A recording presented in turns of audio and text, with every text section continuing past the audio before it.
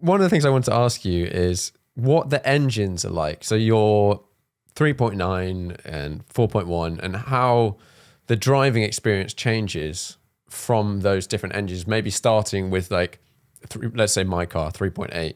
I know 3.9 was on an earlier engine to start with, but Yeah. Well, I'll probably change it a little bit to, I'll start with a 3.6 and then go to a yeah, 3.8. But so a 3.6 has lighter pistons and it revs more freely than a 3.8. And how they yeah, countered that was they made the flywheel lighter in the 3.8, even on the dual mass non-RS. They made it lighter. So the 3.6 is a very rev happy engine. And when we did a 3.9, what we wanted to do was basically, get a little bit more torque with the displacement, down low, but keep that same character of the engine. So, the curve looks kind of very same. similar up until it gets to about six grand, where it's cammed differently and it starts to really fall off, right?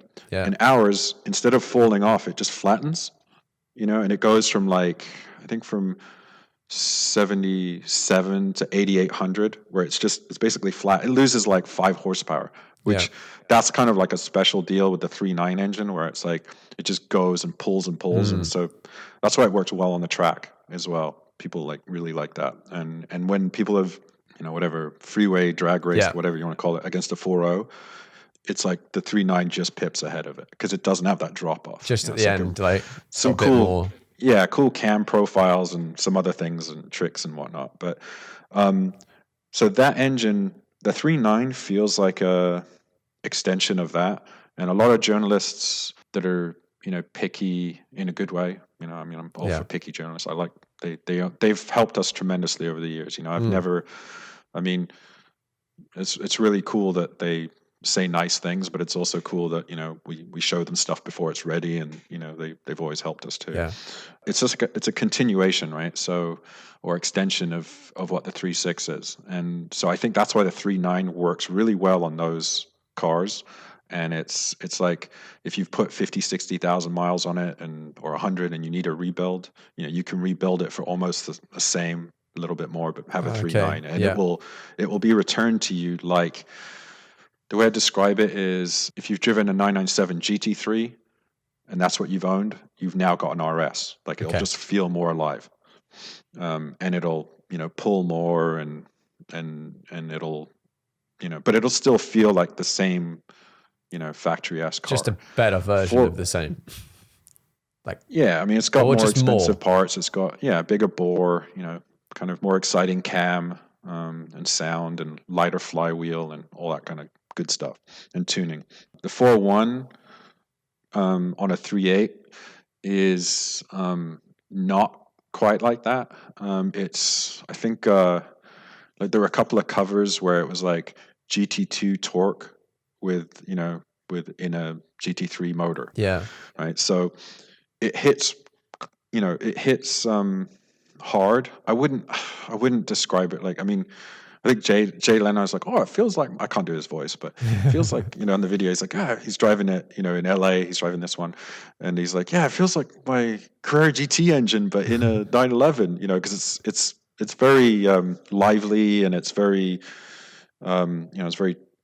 it's got similar torque actually, but I don't think it revs quite like that. Yeah.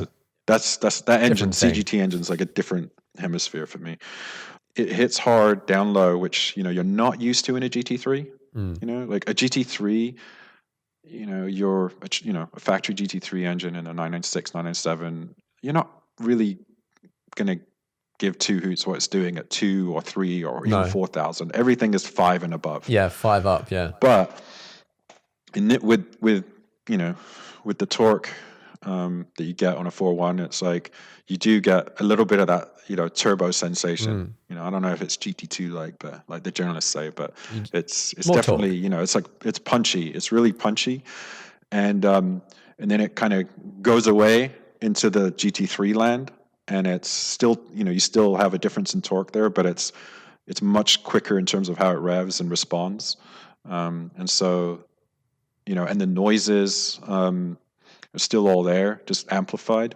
And a few tricks we have for both of these engines, where we use a different oil pump and things like that. that get rid of some of the graininess. There's a little bit of graininess to, like, especially, I would say, especially like in the 3.8 engine. It's some of it's because it's, a flywheel, and some of it's the oil pump and different things like that. Yeah. But it just smoothens it out. So like if you really got down into the curve, you'd see, like the 3.8 would be a little bit, like that, and ours Yeah. is just Okay. really linear. So, and you would get from point A to point B quite a bit quicker, definitely, in any gear. And if you have a worn out LSD, you'll be going nowhere very fast. You'll be going sideways.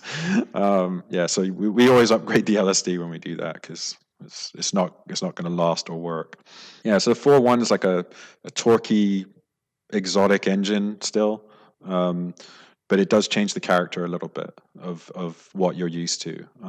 And unlike the 3.9 engine, which we rev past, like the stock red line was 84, we went to 88. Yeah. On the 4.1s, we still cap it at 86. That's 100 RPM. There's no reason. Like, I find a 3.9, I usually ring out a lot more.